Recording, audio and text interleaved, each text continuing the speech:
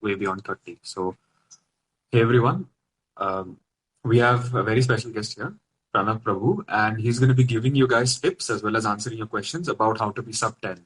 So, just a little bit about Pranav. He's a phenomenal 3x3 solver and he has 3 official sub 10 averages. So, he is very qualified to talk on this topic. And I mean, sub 10 is something that a lot of people struggle with. They have a lot of misconceptions with it. And also, yeah, a lot of people just struggle with this particular barrier.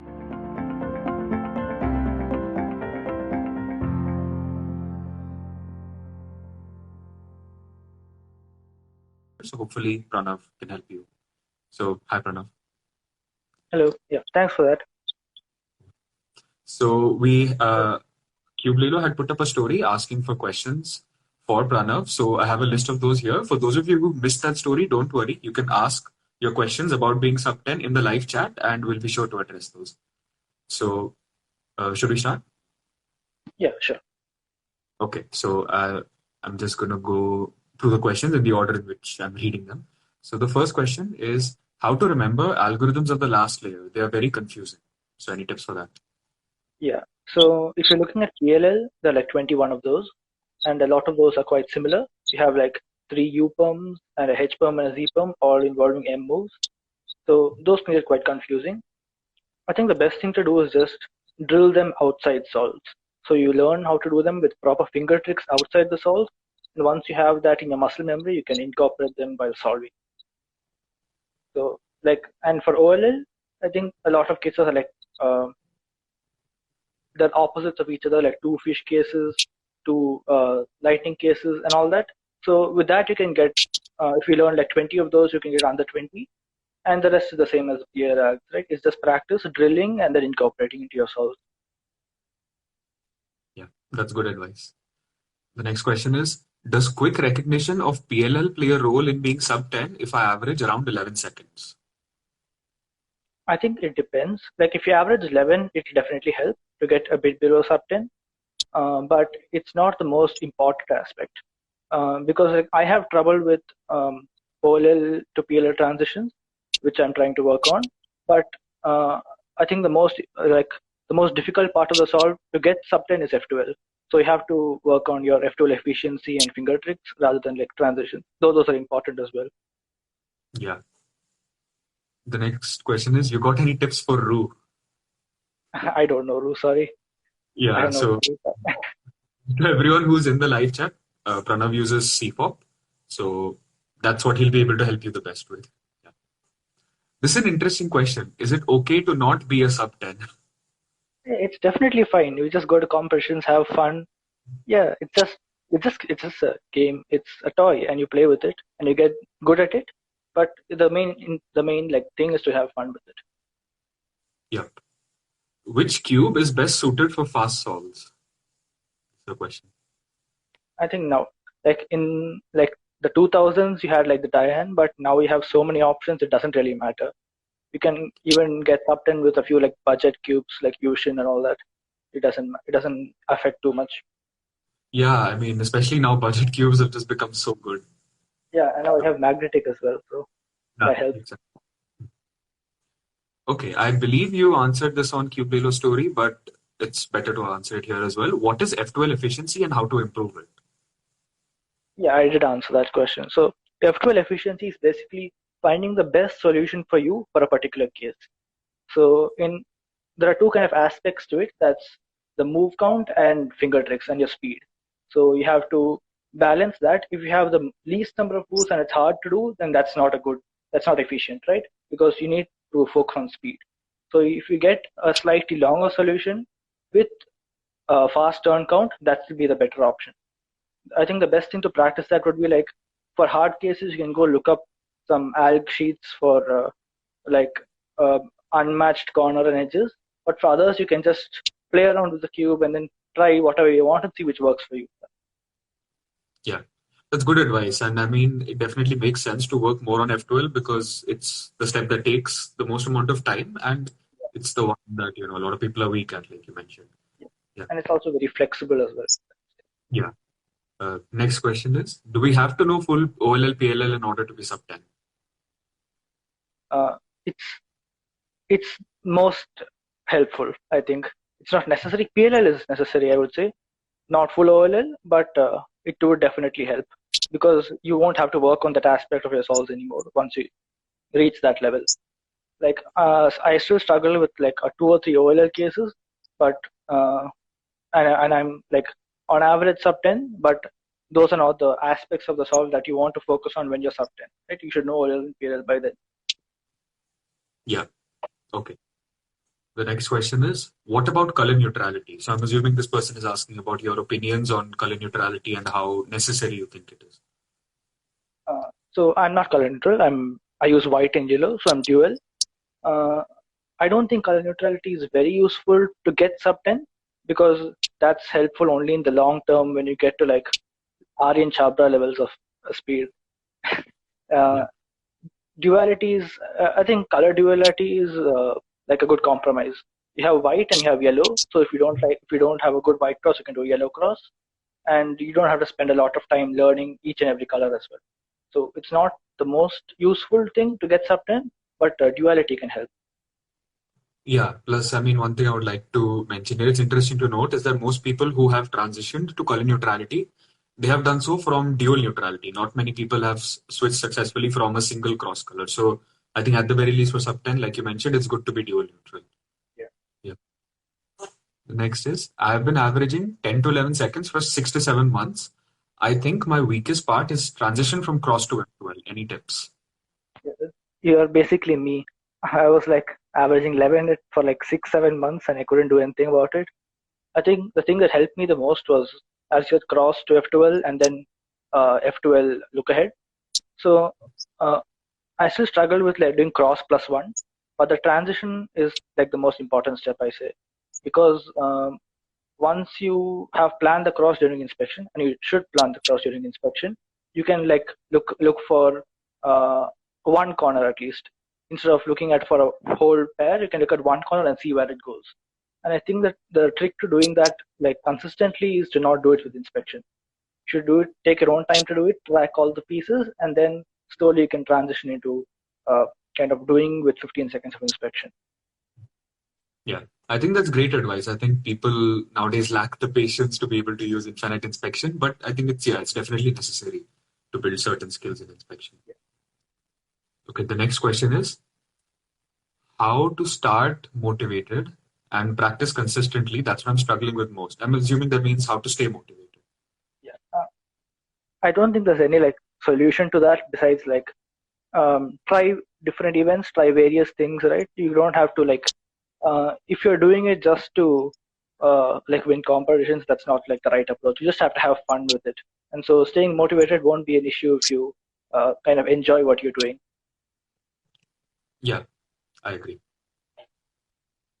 This is another interesting question. What should be the ideal splits for sub-10? People have a lot of obsession with splits now. I haven't like gone into that kind of statistical analysis or something, but I think cross is definitely sub 2 at minimum, sub 2 seconds at minimum, and just like qualitatively, when I just look at the time when I'm solving, I think F12 takes like 6.5 to 7 seconds, and the rest of it is like OLL to PLL. So yeah. I'm not sure about that. Yeah, so again, this is just testament to the fact that splits will be very different for different solvers, right? Yeah. Like when I book sub-10, my F12 was very easily sub-6, but I used to fumble a lot on last layer. Then there might be some people who have ridiculously good last layer and then know a lot of, let's say, ZBLL or something. So they don't need as good of F12. So I guess splits will depend a bit from person to person as well. I wouldn't consider them important unless you want to identify which aspects of your solve you want to work on. Yeah, I agree. Yeah. The next question is how to learn all the OLLs easily and tips on lookahead. So I think I answered partly the OLL question before. It's basically like try doing it. Don't use it in solves first. Drill it until you have it in your muscle memory, and then try and solve it in your regular solve. It'll be hard at first to get in, like to get the algorithm in your memory, but over time it should be doable. For look ahead, I think for F2 look ahead specifically, which is the most important part, it's just you can not you have to like identify the pauses you have. So while doing F12, you have to try to move, if you try to do slow solve with the most efficient solutions that you can find, I think that helps in look ahead a lot. Yeah, I agree. That's good advice. So I'm just scrolling through the chat to see if we have any questions. I think I saw one. Yeah. Is it good to learn F2L algorithms? I think that definitely depends on the person. Like you can get a lot of intuitive algs with like common sense through a lot of easy cases, but for the hard cases, I think doing like separating the pieces and all that, there will be some uncommon solutions that will help a lot. Like I think JPERM's algorithm set for F2L or like Felix Zemdeg's algorithm set, they have for some hard cases they have like a few unorthodox solutions that might help you. Like I use one of those with wide moves for keyhole. Yeah, keyhole is extremely useful. I think people Yeah, really understand how good it is. Okay, so there are a couple of questions here that Pranav has already answered. Is it good to know full OLL and should we learn full PLL? So I guess you've already touched on this, that yeah, it's definitely something that helps, just to get it out of the way. yeah. It's at that point in your solves, you shouldn't be worrying about it, learning. Yeah, I agree. The next question is also quite interesting. Is decent F2L with good look ahead enough, or do I need to learn advanced F2L tricks? So it's kind of similar to the question you just answered. I think if you have the most important thing is good look ahead because they've got the most difficult part of the getting sub-10 down. But after that, I think it's pretty easy to get a few more F12 tricks by looking at random YouTube videos and then going case by case and seeing like which cases are the most inefficient for me, and then it's pretty easy from there. If you have good look ahead, it's like you have most of the work done. Yeah, yeah. Is it important to do cross plus one in inspection for sub-10? So you gave some tips on cross to F12 transition, but do you consider it, important or necessary for sub-10? I think different people give different answers, but I think it's not necessary because the most important thing is cross to F12 transition rather than seeing everything in inspection. You can, if you have an easy cross, like 3-4 moves cross, then it's definitely best to make full use of the inspection time. But I wouldn't say it's like essential to getting sub-10. There's like F12 to focus on. I don't do cross plus one a lot, or I do it when there are easy cases and certain cases which I've certainly looked for, not in all solves. Okay. Do you do cross plus one? I actually still don't do it consistently, and I'm low 7, so it just goes to show that it's not necessary for sub-10. Yeah. I think some like Lucas Etter also doesn't do cross plus one. He just does cross and then transitions very quickly. Yeah, I think I think Patrick or someone said that in Lucas Etter's 4.90, he did not track the first pair in Yeah, inspection, and it was a good single. So, yeah, obviously it's not necessary, but it helps if you want to do it. The next question, I believe you've also answered on Cubelelo story, how to stop fumbling. yeah. This one is like, um, if it's a cube problem, then I think it's good to get a magnetic cube or something, which will help with stability. Otherwise, it's just good finger tricks and having a strong grip. So if you have a neutral grip with two of your fingers at the back 4 pieces and your thumb in the front 4 pieces, that should like stop the cube from losing its shape. Yeah. I think a lot of people also nowadays, they try to emulate the turning of people like, Max Park and Timon, who have very good lefty turning, but they fail to realize that it all starts with having a very neutral grip, a very solid grip on the cue. I think one piece of advice that I learned from one-handed is like grip control and all that. So I think if you practice a bit of one-handed, it might help, like with your left-handed flicks and left-handed U2s and all those kind of things, because you use your left hand most of the time. Yeah, I think that's a really good tip. See, guys, these are the kinds of like really unique tips that you can get from Pranav. And I definitely agree. OH solving can definitely help you stabilize your grip. The next question is, can we make cross in 2 seconds? I think at like sub-10 level, it should be 2 seconds or below, because you need to like plan all the cross and inspection, and you need to see like what finger tricks you're going to use in inspection. Because if you take a 3-4 seconds per cross, that's like just 5 seconds for F12 plus OLL plus PLL. That's going to be very hard to do. Yeah. Okay, we've got a couple more questions in the chat. Do you suggest any exercises to get better at lookahead? I think the thing I did was just slow solves without inspection, without timing. Just get scrambles and then try to do your solve smoothly. But I don't think it's to a point where you just have to like pause after every move and then do extremely slowly, but do it at a steady pace so that you can easily transition to a higher TPS while also not like compromising on look ahead. That would be the central kind of tip I would give. Yeah. The next question in the chat is, can we get sub 10 with 2-look OLL? This has already been covered. Yes, you can, but it's not recommended necessarily. Is it good to use small algs? This is an interesting question. I think for because it's speed cubing, right? In FMC, yeah, definitely use smaller algs. But for speed cubing, use the faster alg. So if you have a 10 move case, if you have a 10, for example, you have a, in FMC you can use a 10 move JPEG, which like switches around 4 pieces. And the normal like speed cubing alg is like 12 to 14 moves depending on the case. The 12 to 14 moves is definitely faster. So that's what everyone uses. If you just go by the length of the alg, then they would just choose the 10 move case and it would be much slower. So go for speed always and good finger tricks. Yeah, I think that's very important. I think another example of this is the N perm. I think two of the good algs, they're like over 20 moves, but they can be executed really quickly and safely. Yeah. Okay. Here's a question about subsets. Is it necessary to learn ZBLL and full winter variation algs? Definitely not. I would say it's best to know like a few of the easy cases that are easy to recognize. Like I think the winter variation case where all the yellow pieces are oriented except the pair, that one's pretty easy to get. And the one with RUR prime U prime and then inserting the pair. Those two are the ones that I use the most and the most easy to recognize as well. I think if you take a lot of time in learning those algs, it becomes harder to recognize during the solves with all the like there are so many cases, especially ZBLL, right? You can't. It's not worth it. Yeah, plus, I mean, like you mentioned, for sub 10, it's definitely more important and useful to focus on F12. Yeah. That will have a better return on investment. Okay, there are some questions here about people wanting to break like the 30-second barrier. We're not going to cover that today because this is meant to be specifically for sub 10. Okay, and this is again a very open-ended question, but it's one that a lot of people ask. I am a sub 12 cuber. What is the fastest way to reach sub 10? I think at the point of like 10 to 15 seconds, you have some specific aspects of the solve that you need to work on rather than just doing bulk solves, right?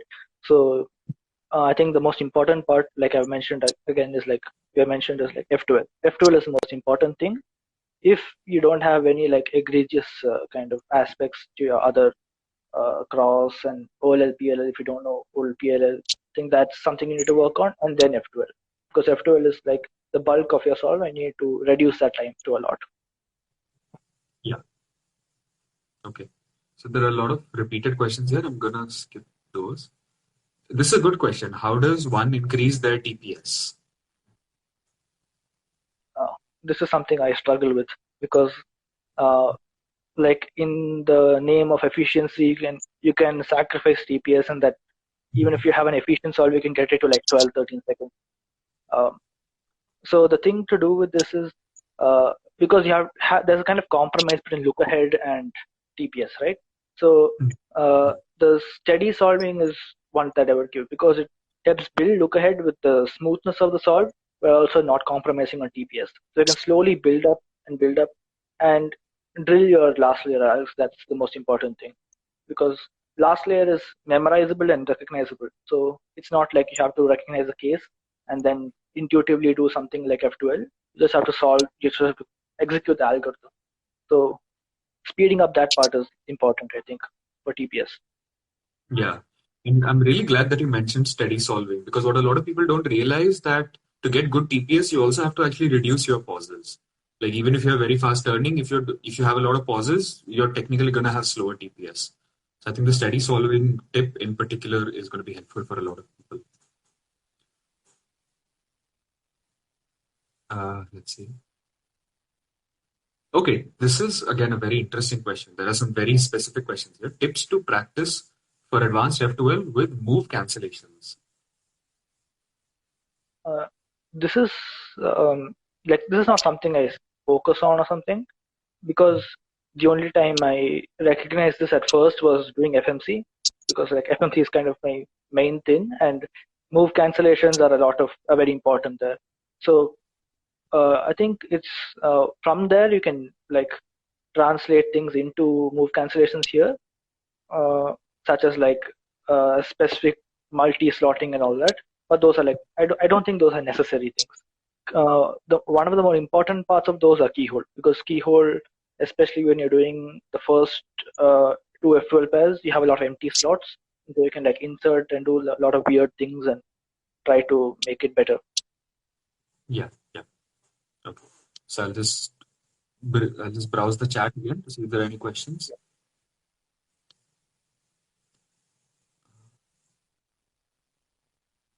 Okay, this is again a very good question.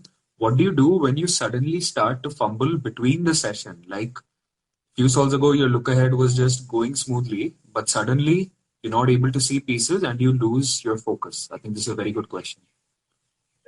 I think a lot of like very fast cubers have talked about getting into the zone, like the kind of mindset that we have where everything's just natural, flows naturally. And I think that's hard to get into, especially when you're doing a bulk solves, and you can like there are a lot of distractions and all that.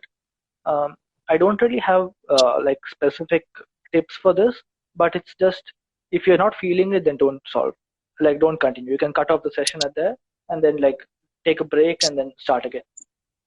It's not like you have to uh, keep churning out solves, right? It's like do it like at your own pace. If you're losing like look ahead, I think that means you might be tired, or you might be doing too many solves at one go. So maybe try and cut down on that. Yeah, I think one thing a lot of people don't take into consideration is the mental fatigue while cubing because it's physically, especially 3 by 3, Yeah. it may not be that demanding, but yes, mental fatigue is definitely a real thing. So, like you mentioned, taking a break might help. And I guess one more thing people could do is instead of doing like one large session in the day, they can break it down into smaller sessions, I guess, throughout the day. Yeah. Okay, this is an interesting suggestion. I'll recommend Pranav to change his background because it's also white and the text which we are typing is also white. So it's difficult to see what we're typing. So I'll give one tip for this. Once you're done typing it, you highlight the text. The highlight will not be white and then you'll be able to see what you're typing. Let's see. Okay, there's not a 3 by 3 question here, but I guess it's relevant for you. Tricks to work on FMC. This is a large thing. You have to like it depends on a personal kind of your personal skill level or experience with FMC. But I'll take it as a beginner question. Like if you want to get into FMC, the thing to do is like try to forget all your CFOP habits. It's FMC is very flexible. You can do a lot of free FOP stuff. You can just do block building. You have a lot of more freedom than like the structure of CFOP. So and learn a lot of shorter algs for like PLL cases. If you're like going in that progression, you can use any method. You can use CFOP, you can use RU, you can use ZZ, or you can use like a scrambled mixture of all of those. Like one of my FMC solves that I remember, I did like uh, two 2 by 2 by 3 blocks, and then like RL, and that solved like F12 somehow. You just try a lot of things. That's it. And Yeah. FMC is like practice, like everything else. Yeah, and I guess, like you said, you can use a combination of all of these things. You've got a full hour to come up with a solution. So I guess people should utilize that time. Yeah. The next question is, for how many years have you been cubing?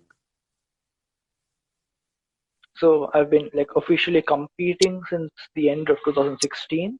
So I think that's like 5 years now. Uh, yeah, but I learned to solve a cube much before that, like 2014 or something. and like I had exams and all that, so I just forgot about it. And then a competition came up in Trichy where Ron Van Bruchem and uh, like a couple of other foreign delegates were arriving. So like I decided to go for my first competition. It was a great time. Like just continued from there. That's nice. That's nice. Okay, so I'm going over some more story questions. Do finger tricks matter for getting sub 10? As I have very bad finger tricks and I am a sub 15 solver. Fingertips definitely matter a lot.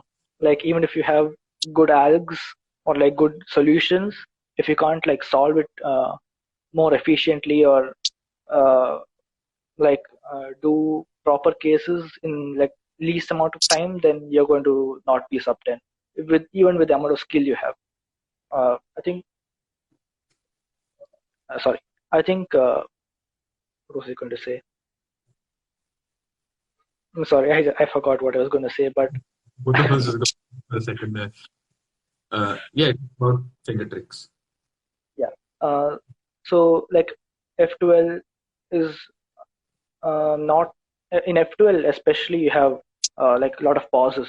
You can't between the transitions between pairs between cross and F12.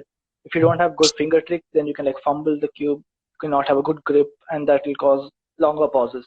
And like pauses add up. Even if you think they're smaller, they keep adding up. So yeah, Yeah, like finger tricks are definitely an important part of your solves. Even if you're like sub 20, sub 15, sub 10 as well, you can. There's always room to improve in that aspect. okay, I'm just going through the chat again.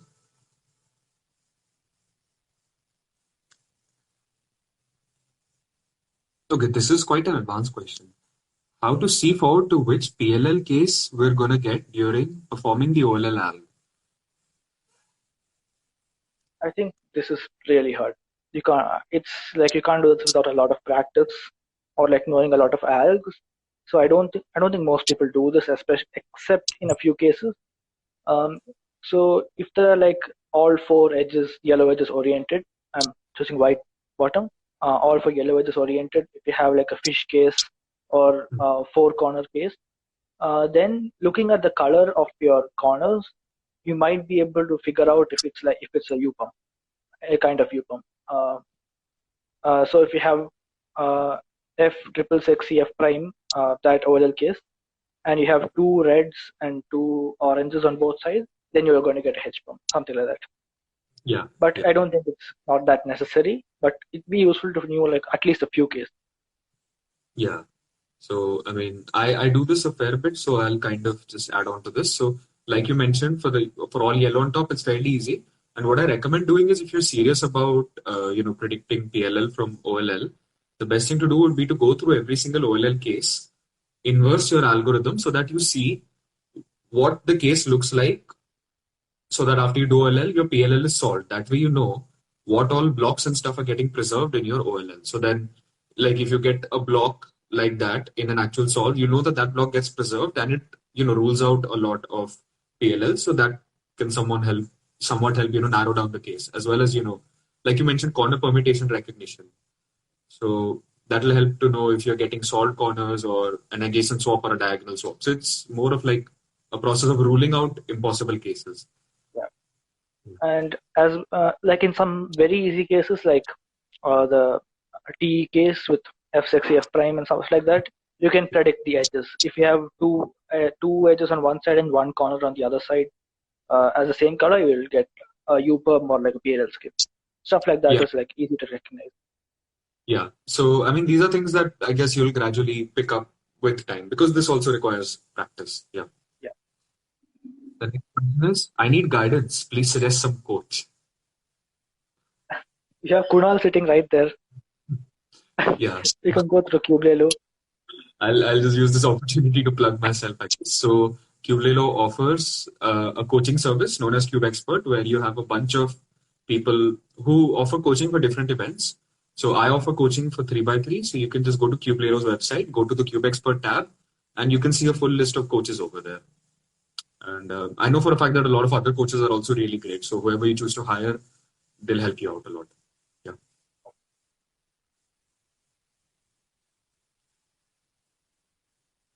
Okay, I'm just looking at some more questions. A lot of these are repeat questions.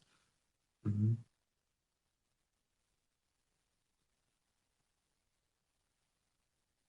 Okay, there is one kind of answer over here to the sub-10 thing. It's just hard work, nothing else. And I think that's very important to talk about as well. Like no amount of tips from anyone will help if you're not willing to put in the work, I guess. Yeah. Right? Like, so maybe could you tell people kind of your experience when you were grinding to be sub-10? Like, how difficult was the barrier for you? Yeah, I think sub-10 was the hardest barrier like I had to cross because sub-20 I had a fairly easy time with. I think I got sub-20 in like 3-4 months. But after that, it was like getting to 15 was a bit of a challenge, but not that much. But like once I got to like the 12 and 11 stage, I think from there I had like a stretch of like 6 months to a year where I was just stagnating and not being sub-10. Like I would get a few singles and a couple of averages, but like nothing consistent. So the only kind of thing to do is like uh, I think I was doing a lot of mindless solves back then that like stopped me from improving on things that I was supposed to improve on at that time. Like my cross was horrendous. Like I didn't used to plan a lot of the cross. I used to plan like 2-3 pieces and just fly and wing it uh, after inspection. So I had to practice to use my inspection time better. I think that helped a lot. Yeah, yeah. So that's the thing. I think a lot of people underestimate how much effort it takes to break the sub-10 barrier because, when you see a solver, you only see their solves, right? You don't know how much work they put in to get there. And, in my opinion, sub-10 is what kind of separates the really serious 3x3 solvers from people who are, somewhat serious but maybe not be willing to put in the work because it takes a lot of effort. Yeah. Okay, again, a lot of repeat questions here. Okay, there's one question in the chat that I saw. Yeah. So this is again not exactly sub-10, but kind of an advanced tip. How to fight the fear in cubing competitions. So I guess generally how to control your nerves and stuff. This is one thing I really struggled with. I think when I was getting like 10 averages at home, I used to get like 14 averages in comp and all that. So I think the thing to do is like have a kind of routine. If you can get like a cover or something like this one, and then Mm. try and do 15 seconds of inspection at home for like a sustained period. It might help you like lose the kind of learning curve that you have to go to comps. And like there's nothing better than experience, right? You can just go to comps and you can have fun for the first few comps. Like it's always going to be hard, especially at your first comp or something. And slowly you start getting used to the environment there, and all like the people there, the environment, and then you can like start to relax while solving more. I think one thing that happened to me during the first few comps was like I was too tense. My muscles were too tight in the hands to actually solve fast. And I think over time, like I just let go of that pressure. Like I was like, if I get a bad solve, I'm just going to get a bad solve, and that ironically helped me get better solves in comp. Yeah, that's good advice. That's good advice. And yeah, again, I mean, I guess most people can't expect to perform really well at their first comp. I mean, some people are obviously naturally good at controlling their nerves, but yes, usually there is a bit of a learning curve then. Yeah. Tips for less rotations. I think this is also important too. I think the most important thing is like for this is having a good sense of where all your pieces are, or most of your pieces are. You don't have to rotate to look at the back slot and stuff like that. Solve the back slots first. Like that's not a hard and fast tool, but it's a useful one. If you can get like R and a lot of L and R algorithms, L and R finger tricks. So you can insert into the back, insert into diagonal slots, and use keyhole at the back and all that. So you don't have to rotate too much to look at where your pieces are. And one other aspect would be it's a bit more advanced, but it's helped in some cases with detection where you see a lot of if you don't see the pieces in your front, you know it's going to be at the back. So you don't have to rotate to look at it. You can train yourself not to look back and use the piece there. Yeah, yeah, that's great advice. So this person has two questions: how to get better in making cross and how to improve turning accuracy. So the turning accuracy bit I'll answer first because think it's related to the kind of efficiency and TPS thing and cube fumbling thing, because the thing is you can get a stable cube if you have the cube problem with like a magnetic cube or a slow cube. But besides that, it's just having a strong grip and knowing good finger tricks. There's nothing more to it. Yeah, yeah. Yeah. What was the first question again? The first question is how to get better at making cross. Oh, okay. So the cross thing is you can have a bunch of um, general rules that you do, and then the rest of it is like case by case. So you can do a shifted cross, which is I don't know the exact term for it, but it's where you solve the cross not at the correct colors of the centers, but shifted by one or shifted by two. Like you always know that blues can be opposite or blues can be opposite to green and red to orange. So you can arrange those in that way and then insert them. Yeah. And I think one important thing that people underestimate is the orientation you keep your cube in while starting the solve, because if you have to do like 3 or 4 B moves and F moves, that's going to be hard. You can just do an X at first and keep the cube down. You can do that in R moves instead. Yeah, yeah. I think a lot of people have this kind of stigma in their head where, cross always, like the white face has to be on bottom while doing the cross. It's okay to start out with white on front or back as long as it ends up on the bottom and it gives you an easier cross solution. I mean, ultimately, that's what matters. Yeah. Okay, so there are a lot of questions, not regarding Sub-10, but about competitions. So for those of you who don't know, Cubelelo is going to have an online competition day after tomorrow, 5th December. You can register for that on their website. A lot of people are asking about offline competitions as well. There is going to be one in January. Just stay tuned for the announcement. I don't know how much I'm allowed to say about that right now, but there will be one. So yeah. Let's see if there are any more questions in the chat.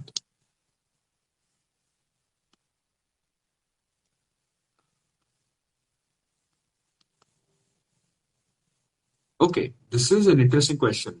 Why D-move or rotation? Which is more efficient? I think rotations are more efficient because to do a wide D move, you have to regrip and you have to like push with your index finger on your left hand or something, left or right hand, and that takes slightly more time than doing a fast rotation. In some cases, it is useful. I think for the V-perm alg, it is useful to do a wide D move instead of a rotation because it flows better. And you can do wide U's while doing cross to maintain the front face and the D face. But in Yeah. other cases, I don't think it's that useful because you have to regrip, and that wastes as much time as a rotation.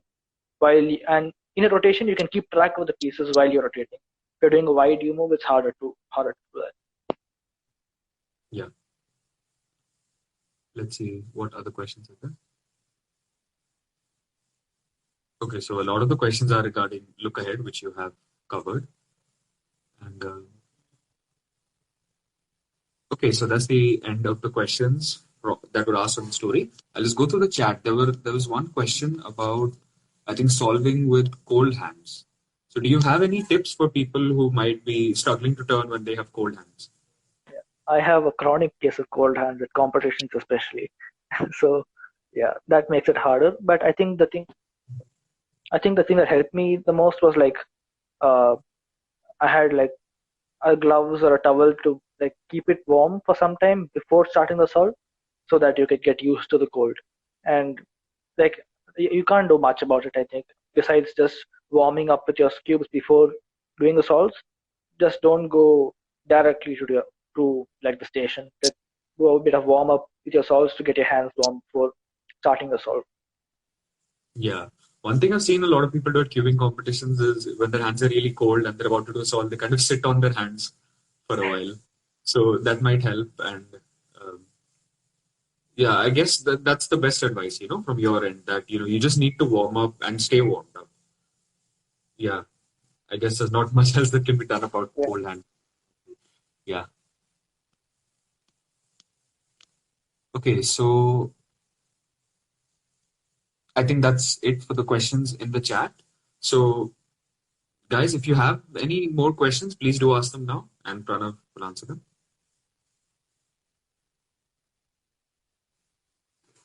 Let's see. Are there any questions that I may have missed?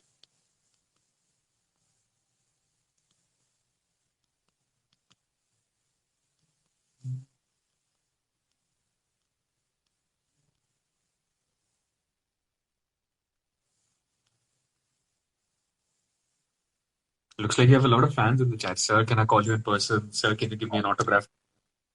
You're a celebrity now. Well deserved, if I may say so myself. Not as it's Okay. unexpected. Okay, there's a hardware related question. What is the best budget cube of 2021? I have not kept track with cubes these days, like budget cubes especially.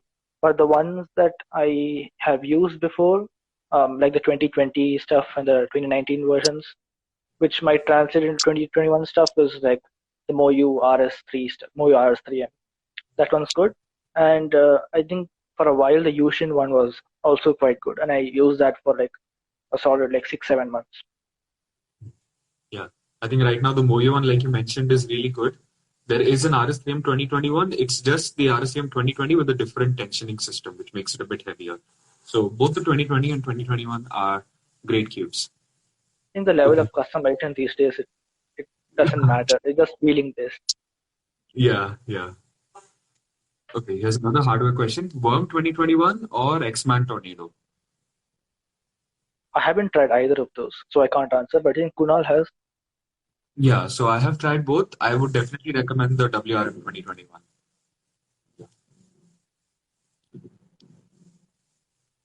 Can Smart Cube be useful for improving CFOP?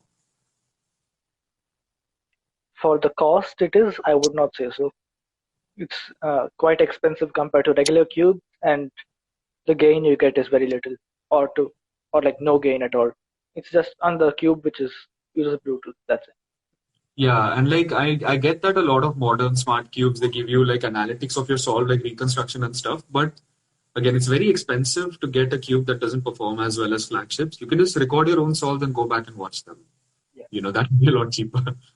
So yeah, like for the price of a smart cube, you can buy a budget smartphone instead and record your solves. So yeah, I would agree with you on that. So okay, this is a nice question. What are your thoughts on other speed cubing methods like Meta, or do you use anything other than CFOP? So the only kind of I only know the popular ones like Ru and ZZ, and I think Ru has a lot of potential because we have seen like some top level cubers like become very fast with Ru, and it's I think slightly easier to learn and have more flexibility with than CFOP. But CFOP is common for a reason, and it's because it has like a general structure that you can build upon and like do whatever you want with, while also like staying within its confines. So it's both flexible and structured. So I think CFOP is the most common method for a reason. It's one of the best ones. And Yeah, and it's also one of the best documented methods in terms of resources. yeah, Yeah. one kind of semi method or like semi spin-off from CFOP is prefop. That can be quite useful in some solves, where you don't solve the entire cross, you solve a couple of pieces, and you solve some of the F12. So you have a slightly more flexibility with solving a last cross piece while also solving the rest of the cube. That can be useful in some solves. Yeah. So, I mean, yeah, like you said, and also because CFOP has the best transition from the beginner's method. Like I've only seen one tutorial on a sort of Ru beginner method, and it does not have that many views. Like, I don't know, Ru just doesn't translate as well as a beginner method. So it's like CFOP is just a logical transition for a lot of people from kind of the standard beginner method. I think edge orientation and uh, moving around the pieces with the M moves is a bit harder for beginners than like once you get to a higher level. Yeah, it is. Yeah. So, I mean, yeah, Ru is good, but there's a reason CFOP is as common as it is. Yeah. So, let's see, did I miss any questions? There's a separate questions tab in the chat. I did not have to scroll basically. Oops. I did not notice that. Okay, should I learn full OLL or PLL first? PLL definitely, because PLL you can do two lookahead and survive to a certain level, and then you can. But 2-loop PL takes just too much time because you have to Yeah. do an APOM and some other kind of case. And PLLs Yeah. are like just 21 of those. You can learn them pretty fast. Well, OLL, you have a lot of matched cases. You can take your time with those. Yeah. Okay. I think that is the. Okay, wait. Question for Kunal. Why is there a packed box of WR 2019 on his table? We see a cube collection like every video, and I always see that unboxed WRM. So I have a lot of unboxed cubes on my table. A lot of them are packed cubes. The thing is, most of my cubes are in an overhead cabinet. They're actually right here above. All of my cubes don't fit there. So some of my unopened cubes I keep on my desk. So I don't know. I have unopened cubes because, like the WRM 2019 was my main for such a long time. I knew that I wanted another one in case my current one died out. So yeah, I'll be setting that one up for the upcoming offline competition. My WRM 2019 is dead. Really? Yeah. I think I used it for like 1.5 years. Okay, so then it makes sense. I mean, 1.5 years is a very good amount of time. Yeah, I it's got a the new, yeah, I got the GAN what recently. The Duo. Oh, the Duo is a lovely cube. It is the Yeah. cube that I temporarily switched to from my WRM 2019. I really like it. Yeah. Can you show it? Yeah, guys, this is supposed to be a sub-10 Q&A. Unopened cube दिखा के वो दे दे. Okay. Hello, Chetan.